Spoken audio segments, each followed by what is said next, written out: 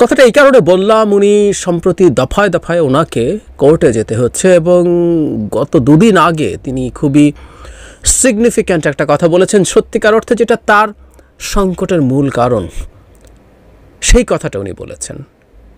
এবং তাতে মনে হয় যে উনি আসলে আর ধৈর্য রাখতে পারছেন না, যদিও উনি অনেক দীর্ঘ সময় ধৈর্য ধরেছিলেন, ধৈর্য ধরে আছেন, কিন্তু তার উপরে একটার পর একটা অন্যায় এমনভাবে হচ্ছে উনি সম্ভবত আর পেরে উঠছেন না। আসল কারণটার কথা বলবো, একটু মেটাফরিক্যালি বলেছেন, খুব ইন্টারেস্টিং ওয়েতে বলেছেন, সেই জায়গায় আসবো। তার আগে আরেকটা বিষয়ের প্রতি উনি আমাদের দৃষ্টি আকর্ষণ করেছেন, এটা নিয়ে আমরা দীর্ঘদিন কথা বলছি। মানে ডক্টর ইউনূস এখন কোর্টে যাওয়ার কারণে এই সমাজের কতগুলো অসভ্যতা এবং বর্বরতা এক্সপোজড হচ্ছে অনেকের সামনে। কারণ যখন ডক্টর ইউনূসকে সেটা করতে হয়, যখন ডক্টর ইউনূস সেই কথাটা বলেন আমাদের সামনে, তার একটা ডিফারেন্ট ডাইমেনশন তৈরি হয় নিশ্চয়ই। সেটা হচ্ছে লোহার খাঁচায় দাঁড়ানো। আদালতের কাঠগড়ায় লোহার খাঁচা তৈরি করা হয়েছে এখন। আমরা এরকম প্রচুর ছবি, অনেক বিশেষ করে বিএনপির নেতাকর্মীরা যখন গেছেন, তাদের সেই লোহার খাঁচার মধ্যে থাকা ছবি আমাদের সামনে এসছে। মানে একটা কাঠগড়া স্বাভাবিক থাকা একসময় তো ছিল, এটাকে লোহার খাঁচায় এরকম তৈরি করার কোনো প্রয়োজন ছিল, কিন্তু এটা করা হয়েছে।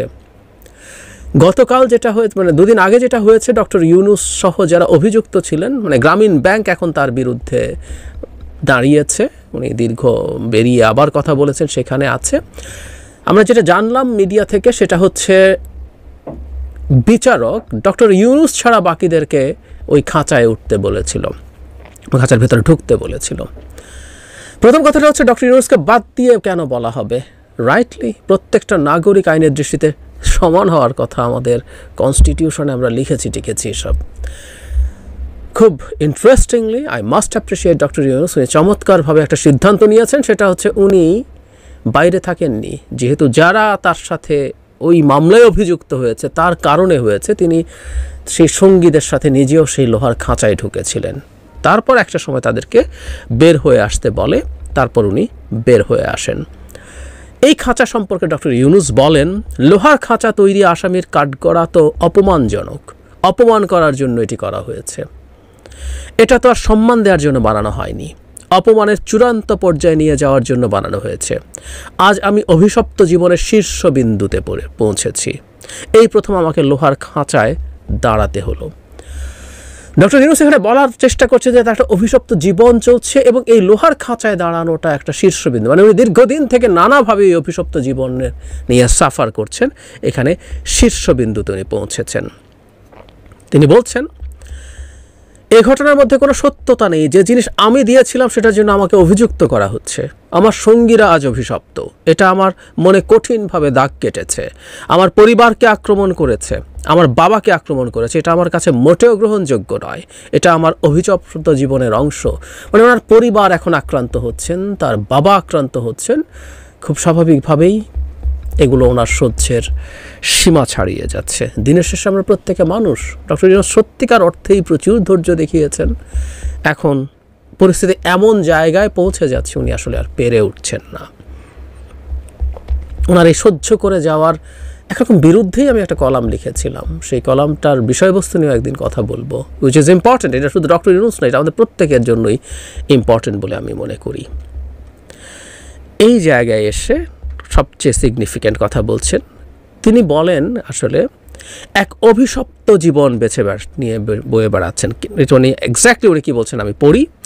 আমি বসে বসে চিন্তা করছিলাম, মহাকাব্যে কিছু দেবদেবী থাকে, তারা অভিশাপ দেয়, যাদের অভিশাপ দেয় তারা অভিশপ্ত জীবনযাপন করে। আমিও মনে হয় কোনো মহাকাব্যের অংশ হয়ে গেছি। এই জায়গাটা পড়ি, মন দিয়ে শুনি। কোনো দেবদেবী আমার ওপর অসন্তুষ্ট হয়েছে, তাদের অভিশাপের কারণে আজ আমি এখানে। আমাকে গ্রামীণ ব্যাংক থেকে বের করে দেওয়াটা ছিল আমার অভিশপ্ত জীবনের অংশ। আমার বিরুদ্ধে তদন্ত হয়েছে, তদন্ত কমিশন হয়েছে, আজ আমি অভিশপ্ত জীবনের বড় পর্যায়ে পৌঁছে গেছি। বন্ধুরা যদি দেখতো আমি লোহার খাঁচার মধ্যে আছি, তাদের অনেক খারাপ লাগতো। ওই জায়গাটা আমি আবারও পড়ি। আমিও মনে হয় কোনো মহাকাব্যের অংশ হয়ে গেছি, কোনো দেবদেবী আমার উপরে অসন্তুষ্ট হয়েছে, তাদের অভিশাপের কারণে আজ আমি এখানে। অবশেষে উনি আসলে সঠিক কারণটা খুব স্পষ্টভাবে বলেছেন, মেটাফরিক্যালি বলেছেন, but this is the reason. তার উপরে দেবদেবীরা অসন্তুষ্ট হয়েছে বলে তার জীবনে দুর্যোগ দুর্গতি নেমে এসেছে, কোনো রকম কোনো সন্দেহ নাই।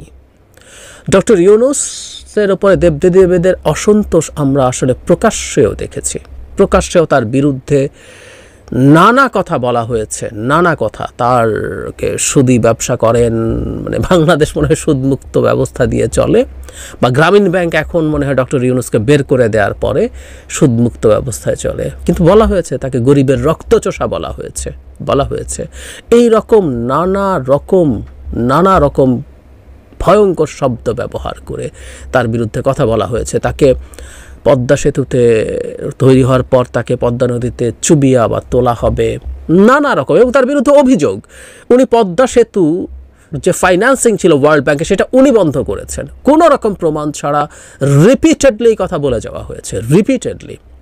এবং এক সুরে যখন সর্বোচ্চ পর্যায়ে থেকে এগুলো বলা হয়, তখন বিভিন্ন পর্যায়ে ক্রমাগত এই আলাপগুলো, এই কথাগুলো, এই প্রোপাগ্যান্ডাগুলো চালিয়ে যাওয়া হয়েছে। এগুলো আমাদের চোখের সামনে হয়েছে। সুতরাং তার উপরে দেবদেবীরাই আসলে অসন্তুষ্ট হয়েছে। সেটা তাদের কোনো ফোবিয়া যে ডক্টর ইউনূস আবার তাদের ক্ষমতার পথে কোনো বাধা হয়ে দাঁড়ান কিনা। অ্যাট দ্য সেম টাইম গ্রামীণ ব্যাংক তো নেওয়া হয়েছে, গ্রামীণ ফোনের মতো একটা প্রতিষ্ঠান আছে, এই প্রতিষ্ঠানটাকে কবজা করা মানেও বিরাট ফিনান্সিয়াল ব্যাপার, ফিনান্সিয়াল প্রফিটের ব্যাপার। এটা দারুণ লাভজনক একটা প্রতিষ্ঠান, সুতরাং এটাও দখল করার কারণ হতে পারে। সুতরাং দেবদেবীরাই রুষ্ট হয়েছে বলেই তার আজকের এই অবস্থা, এটা শিওর। তার অভিশপ্ত জীবন ওই কারণেই। এবং এই ক্ষেত্রে যেটা হয়, দেবদেবীদের সাথে একটা রাষ্ট্রের ডিফারেন্সের একটা জায়গা আছে। দেবদেবীরা যা চায় তাই হয়। একটা রাষ্ট্রে আইন আছে, কানুন আছে, নিয়ম আছে, সংবিধান আছে, সব কিছু মেনে রাষ্ট্রে যত বড় ক্ষমতাশালী হোক না কেন, যত পর্দাই থাকুক না কেন, ওই চৌহদ্দির মধ্যে থেকে তাকে কাজ করতে হয়। কিন্তু দেবদেবীদের ক্ষেত্রে এটা স্বেচ্ছাচার। তাদের যখন যা ইচ্ছে হয়, যেভাবে যা ইচ্ছে হয়, তারা সেভাবেই করতে পারেন। সুতরাং আসলেই উনি যদি মোটা দাগে একটা স্টেট, মোটা দাগে একটা রাষ্ট্র, একটা রিপাবলিকের মধ্যে থাকতেন, আমি ইউরোপ আমেরিকার কথা বলছি না, এই যে ভারতেও কিছুদিন আগে রাহুল গান্ধীকে চেষ্টা করা হয়েছিল যে তার এমপিত্ব শেষ করে দেই, তাকে গুজরাটের আদালতে সাজা দেওয়া হলো অন্যায়ভাবে, ওখানকার হাইকোর্ট সাজা দিল, কিন্তু সুপ্রিম কোর্টে এসে সেটা থেকে মুক্ত হলেন রাহুল গান্ধী, তার সদস্যপদ ফিরে পেয়েছিলেন। অরবিন্দ কেজরিওয়ালকে জেলে নেওয়া হলো, সরকার তাকে দমন পীড়ন করতে চাইল, কিন্তু সুপ্রিম কোর্টের কারণে তিনি নির্বাচনের সময় ক্যাম্পেইন করার জন্য জামিন পেয়েছিলেন। এবং ধারণা করা হয় তার বিরুদ্ধে যে অন্যায় অভিযোগ আছে সেটা থেকেও তিনি সুপ্রিম কোর্টে মুক্তি পাবেন। সুতরাং একটা রাষ্ট্রে সর্বোচ্চ শক্তিশালী লোকজন যদি কাউকে নিপীড়ন করার চেষ্টা করে, কঠিন, সহজ হয় না। ভারত মোটেও আদর্শ রাষ্ট্র না গণতন্ত্রের দিক থেকে, এমনকি বিজেপির সময় রাষ্ট্রের ক্ষয়ের প্রচুর রকম অভিযোগ আছে, কিন্তু সেখানেও এটা হয়। বাংলাদেশেই আসলে এই পরিস্থিতি হয়েছে। এখানে দেবদেবীরা পাওয়ারফুল, এখানে দেবদেবীর মতো করে এখানে পাওয়ার এক্সারসাইজ করা যায়।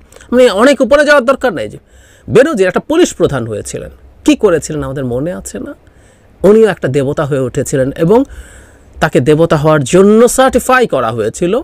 উনি যাতা করে বেরিয়েছেন, আনপ্রেসিডেন্টেড ওয়েতে যাতা করে বেরিয়েছেন। এবং যারা মাহফুজা নাম বলেছিলেন সব কিছু তারা জানতেন, কিন্তু বলার সাহস করেন নাই, কারণ দেবতাদের বিরুদ্ধে কিছু বললে অসুবিধা আছে, দেবতারা যা ইচ্ছে তা করে ফেলতে পারে আপনাকে।